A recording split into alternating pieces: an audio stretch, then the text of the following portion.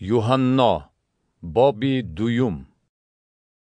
در روز سیوم در قانای جلیل توی عروسی بود و مادر عیسی در آنجا بود. عیسی و شاگردانش را نیز به توی دعوت کرده بودند. چون شراب کمی کرد، مادر عیسی به او گفت: شراب ندارند. عیسی به وی گفت: تو را با من چیکار است ای زن؟ ساعت من هنوز نرسیده است. مادرش به خدمتگاران گفت: هرچی او به شما گوید به جا آورید. در آنجا موافق آیین تطهیر یهودیان 6 کوزه سنگین ایستاده بود که غنجایش هر یکی 2 یا 3 بط بود. عیسی به آنها گفت: ظرفها را از آب پر کنید. و آنها را لبریز کردند و گفت: اکنون کشیده به سردار بزم برید. و آنها بردند. چون سردار آبی به شراب مبدل شده را چشید و ندانست که از کجاست، زیرا فقط خدمتگارانی که آب را کشیده بودند می دانستند. و سردار داماد را خوانده به وی گفت: هر کس اول شراب خوب را می دهد و چون مست شدند بدش را می آورد، لیکن تو شراب خوب را تا حال نگاه داشته ای. این ابتدای معجزاتی بود که عیسی در قانای جلیل نشان داده جلال خود را ظاهر کرد و شاگردانش به او ایمان آوردند.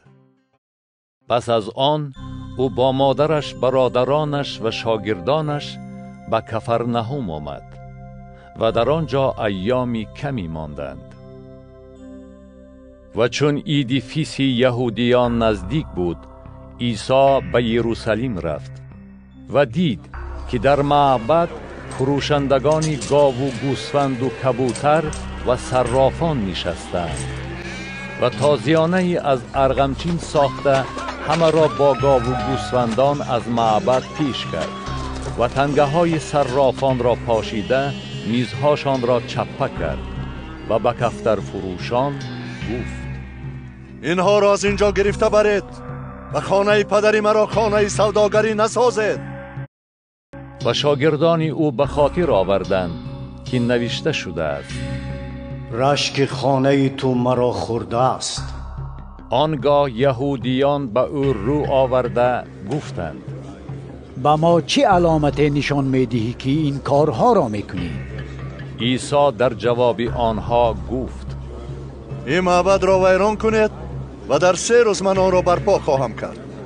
یهودیان گفتند: این معبد را در ظرف 46 سال بنا کردند و تو آن را در 3 روز برپا میکنی؟ لیکن او درباره معبد بدنی خود سخن میگفت. وقتی که او از مردگان احیا شد، شاگردانش به خاطر آوردند که او این را به آنها گفته بود و به نوشته ها و به سخنی که عیسی گفته بود ایمان آوردند.